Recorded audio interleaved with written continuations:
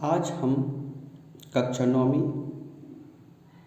के पहले अध्याय की प्रश्नावली 1.2 को हल करेंगे। प्रश्न आपके सामने है। नीचे दिए गए कथन सत्य हैं अथवा असत्य हैं, कारण के साथ अपने उत्तर दीजिए। तो पहला प्रश्न है हमारे पास, प्रत्येक अपरिमेय संख्या एक वास्तविक संख्या होती है। उत्तर है सत्य है। सत्य है क्योंकि वास्तविक संख्याओं के संग्रह में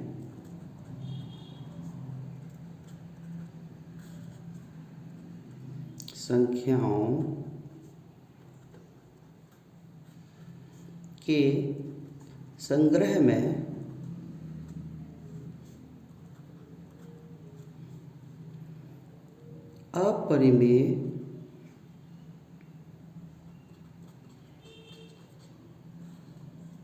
संख्याएं सम्मिलित होती हैं।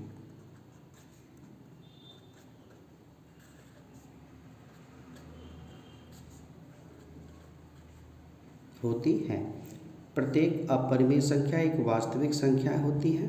मैं आपको बता दूं, वास्तविक संख्याओं के अंतर्गत सारी संख्याएं आती हैं, इसलिए यह कथन सत्य है। अब हमारे पास प्रश्न दूसरा है, संख्या रेखा का प्रत्येक बिंदु वर्गमूल m के रूप का होता है, जहां m एक प्राकृत संख्या है। तो यह कथन असत्य है। अब असत्य है तो इसका कारण भी देना है हमें। तो वो कारण क्या हो सकता है? देखिए, आप जानते हैं कि जब हम संख्या रेखा बनाते हैं तो एक तरफ धनात्मक होता है, एक तरफ ऋणात्मक होता है, और हम जानते हैं वर्गमूल के अंदर ऋणात्मक संख्या जो है नहीं होती। तो असत्य है, क्योंकि किसी भी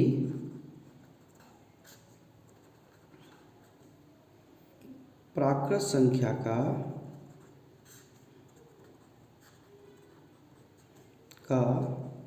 वर्गमूल ऋणात्मक संख्या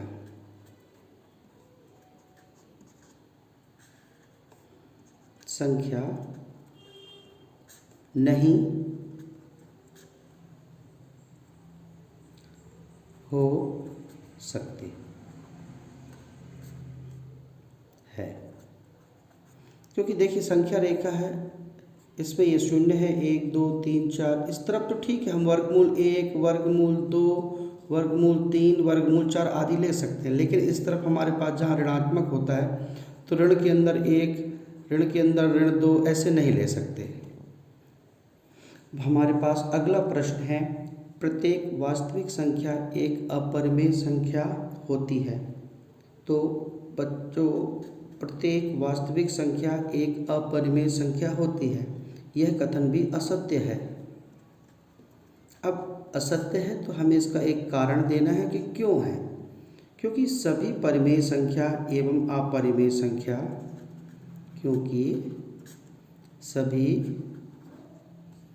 परिमेय संख्या और अपरिमेय संख्या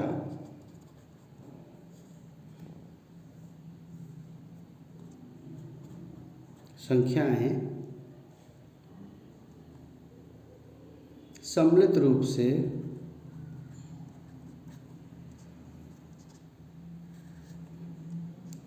से वास्तविक संख्याएं कहलाती हैं।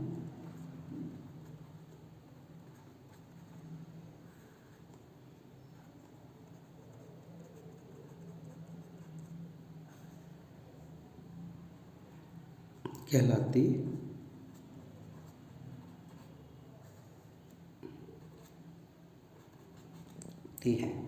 तो इस प्रकार से हमारे पास प्रश्न क्रमांक 1 में तीन कथन दिए गए थे जिन कथनों की हमने जांच की और कारण सहित। अब हमारे पास प्रश्न क्रमांक 2 है। प्रश्न क्रमांक 2 कह रहा है, क्या सभी धनात्मक पूर्णांकों के वर्गमूल अपरिमेय होते हैं? यदि नहीं तो एक ऐसी संख्या के वर्गमूल का उदाहरण दीजिए जो एक परिमेय संख्या है। तो हम ये भी एक तरह से मान लीजिए कथन तरह का ही प्रश्न है, तो उत्तर है नहीं। अब कारण, सभी धनात्मक पूर्णांकों का वर्गमूल अपरिमेय नहीं होता। सभी धनात्मक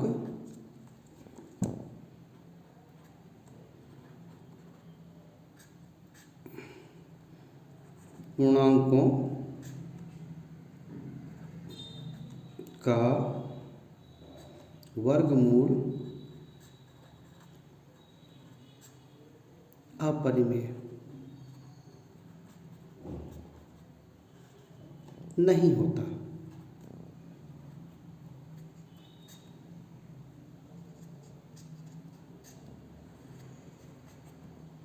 अब जैसे उदाहरण ले लेते हैं। आप जानते हैं कि यदि हम वर्गमूल 4 लें तो अगर वर्गमूल 4 जो होता है 2 होता है, जहाँ 2 एक परिमेय संख्या है।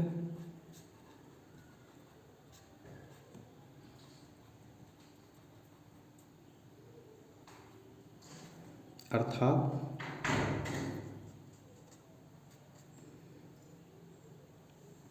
2/1 के रूप में से हम लिख सकते हैं, है ना। और 1 बराबर नहीं है 0 के।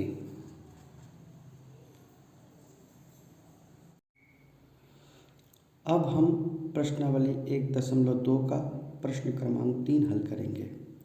दिखाइए कि संख्या रेखा पर वर्गमूल 5 को किस प्रकार निरूपित किया जा सकता है। जैसा कि हमने एक संख्या रेखा बनाई है, परंतु इसके लिए हमें पहले कुछ हल करने की आवश्यकता है। जैसे हम जानते हैं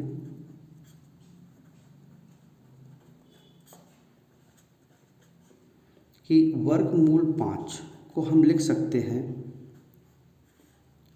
4-1, या वर्गमूल के अंदर ही 2 की घात 2 धन 1 की घात 2। अब हम एक समकोण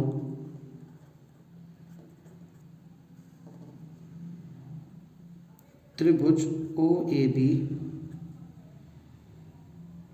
इस प्रकार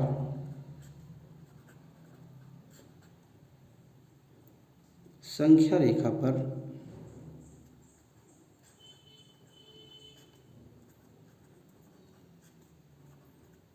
बनाते हैं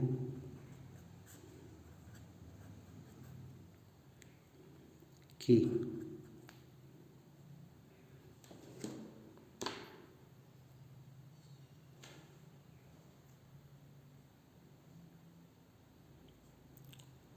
O से A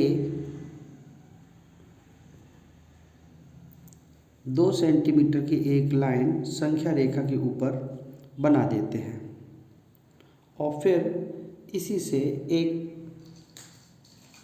सेंटीमीटर की रेखा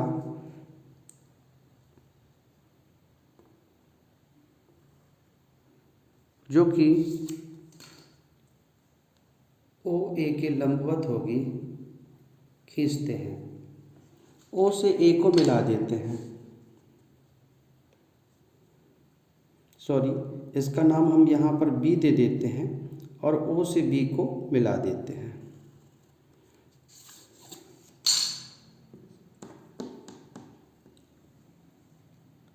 इसकी दूरी 2 और इसकी दूरी 1 है। अब हम त्रिभुज OAB पर इस प्रकार संख्या रेखा बनाते हैं कि OA बराबर 2, ये देखिए OA बराबर 2, इकाई ले लेते हैं हम लोग। ए बी बराबर हम लोग एक ले लेते हैं और कोण ओ ए बी बराबर 90 अंश ले लेते हैं। अब पाइथागोरस प्रमेय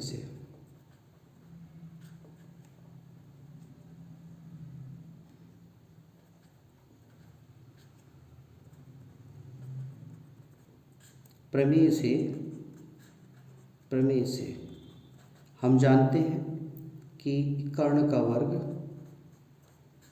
बराबर लंब का वर्ग धन आधार का वर्ग होता है।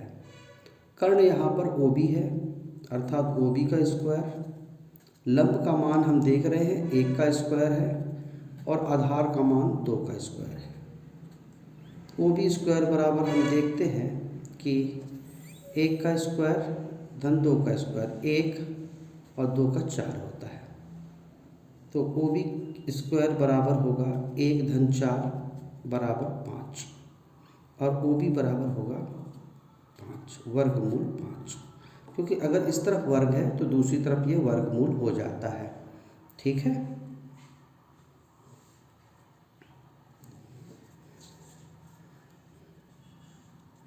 अब आगे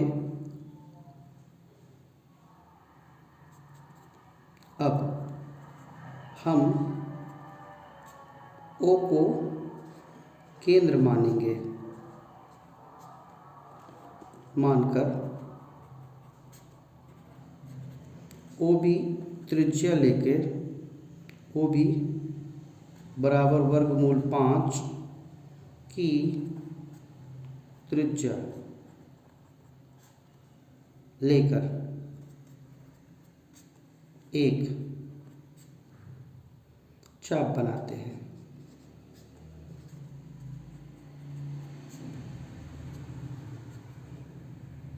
जो कि संख्या रेखा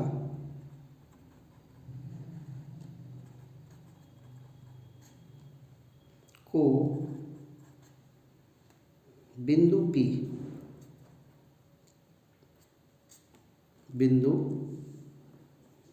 P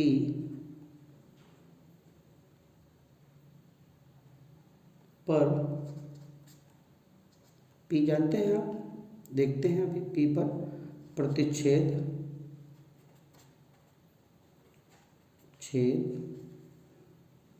करता है।